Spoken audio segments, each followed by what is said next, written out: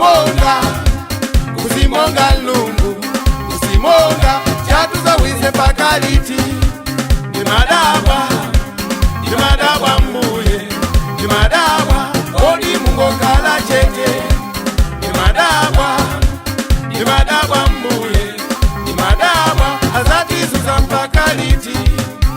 Inusa ulo muntu oipitita mtima, anapa akupuzila ambuye, nafuna kunkakuda masiko, sadaziwe muye akango muona, mwatititi kudawala mbomzungulila, kuwala kochokela kumamba, anagwa namba mau a Yesuyo, Saulo undilondela njine.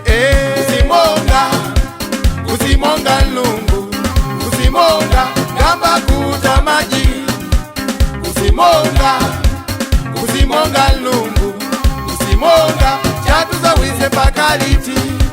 Ndimadabwa, Ndimadabwa mbuye, Ndimadabwa odi mungo kala chete. Ndimadabwa, Ndimadabwa mbuye, Ndimadabwa azati suza pakaliti.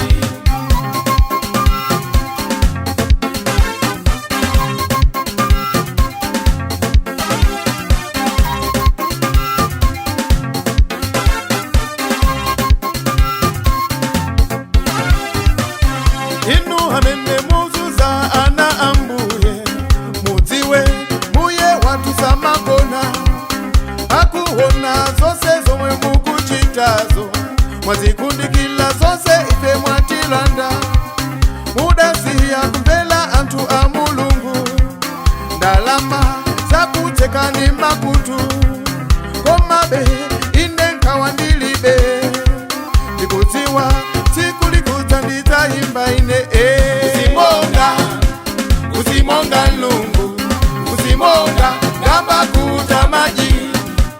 Kuzimonga, kuzimonga lungu, kuzimonga chatuza wize pakaliti. Ndimadabwa.